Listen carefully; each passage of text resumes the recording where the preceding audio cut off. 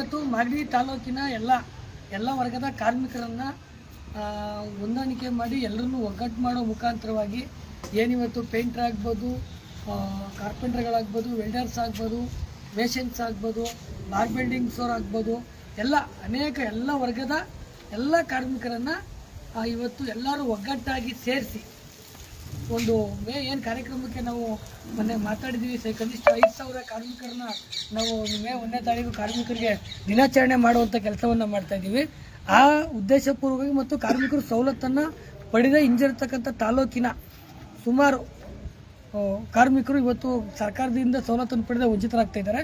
ಅಂಥವ್ರಿಗೆ ಸರ್ಕಾರದಿಂದ ಸವಲತ್ತನ್ನು ಪಡಿಸೋ ನಿಟ್ಟಿನಲ್ಲಿ ಯಾರ್ಯಾರು ಲೇಬರ್ ಕಾರ್ಡ್ಗಳು ರಿನ್ಯೂವಲ್ ಆಗಿಲ್ಲ, ಕಾರ್ಡ್ಗಳು ಮಾಡಿಸ್ಕೊಂಡಿಲ್ಲ, ಅವ್ರನ್ನೆಲ್ಲ ಸಂಘಟನೆಗೆ ಆಹ್ವಾನ ಮಾಡೋ ಮುಖಾಂತರವಾಗಿ ಸಂಘಟನೆಯ ಸದಸ್ಯರುಗಳನ್ನ ಮಾಡ್ಕೊಳ್ಳೋ ಮುಖಾಂತರವಾಗಿ ಸರ್ಕಾರದಿಂದ ಬರೋ ಸವಲತ್ತು ಎಲ್ರಿಗೂ ಸೇರಬೇಕು ಅನ್ನೋ ನಿಟ್ಟಿನಲ್ಲಿ ಇವತ್ತು ಸಭೆಯನ್ನು ಕರೆದಿದ್ದು. ವೆಲ್ಡಿಂಗ್ ಕಾರ್ಮಿಕರು ಸುಮಾರು 50ಕ್ಕೂ ಹೆಚ್ಚು ವೆಲ್ಡಿಂಗ್ ಕಾರ್ಮಿಕರನ್ನ ಇವತ್ತು ಸಭೆ ಕರೆದು ಇವತ್ತು ಮಾತಾಡಿದ್ದೀನಿ. ಅವರೆಲ್ಲರೂ ಒಪ್ಕೊಂಡಿದ್ದಾರೆ. 250 ಜನ 250ರಿಂದ 350 ಜನ ಕಾರ್ಮಿಕರಿದ್ದಾರೆ. ಆ ಕಾರ್ಮಿಕರು ನಾವೆಲ್ಲ ಸೇರಿಕೊಂಡು ಯಾರ್ಯಾರು ಕಾರ್ಡ್ ಮಾಡಿಸ್ಕೊಂಡಿಲ್ಲ ಕಾರ್ಡೆಲ್ಲ ಮಾಡಿಸ್ಕೋತೀವಿ. ಜೊತೆಗೆ ಏನು ಇವಾಗ ಸರ್ಕಾರದಿಂದ ಇವಾಗ ಸವಲತ್ತುಗಳು ಜಾಸ್ತಿ ಬರ್ತಾ ಇದೆ, ಆ ಸವಲತ್ತನ್ನು ಕೊಡಿಸ್ಲಿಕ್ಕೆ ನೀವೆಲ್ಲ ಸದೃಢವಾಗಿ ಕಾರ್ಡ್ಗಳನ್ನ ಮಾಡಿಸ್ಕೊಳ್ಳಿ ಅನ್ನೋ ಮುಖಾಂತರವಾಗಿ ಅವ್ರಿಗೆ ಮಾಹಿತಿ ಕೊಟ್ಟಿದ್ದೀನಿ. ಇನ್ನೊಂದೇನಪ್ಪ ಅಂದರೆ ಕಾರ್ಮಿಕರಿಗೆ ತುಂಬ ಅನ್ಯಾಯ ಆಗ್ತಾ ಇದೆ. ಏನಂತ ಅಂದರೆ ಸೇಫ್ಟಿ ಇಲ್ಲ.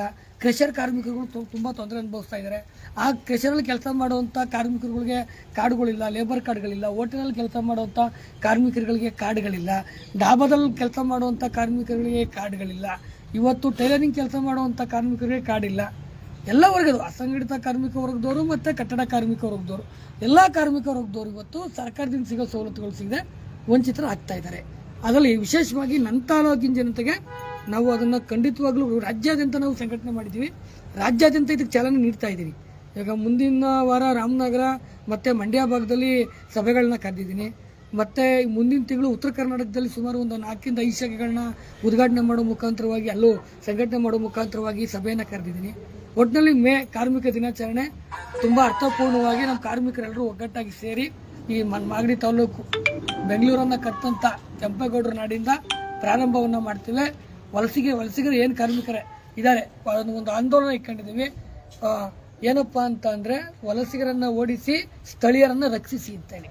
ಅಂದರೆ ಬರೋಂಥ ವಲಸಿಗರ ಅವ್ರನ್ನ ನಮ್ಮ ತಾಲೂಕಿಂದ ಅಂದರೆ ರಾಜ್ಯದಿಂದನೇ ಓಡಿಸೋ ನಿಟ್ಟಿನಲ್ಲಿ ಮಾಗಡಿ ತಾಲೂಕಿಂದ ಬೆಂಗಳೂರು ವಿಧಾನಸೌಧದವರೆಗೆ ಏನು ಕಾರ್ಮಿಕ ಸಚಿವರಿಗೆ ಮನವಿ ಮಾಡೋ ಮುಖಾಂತರವಾಗಿ ಅತಿ ಶೀಘ್ರದಲ್ಲಿ ಒಂದು ಹೋರಾಟವನ್ನು ರೂಪುರೇಷೆಯನ್ನು ಮಾಡ್ಕೋತೀವಿ.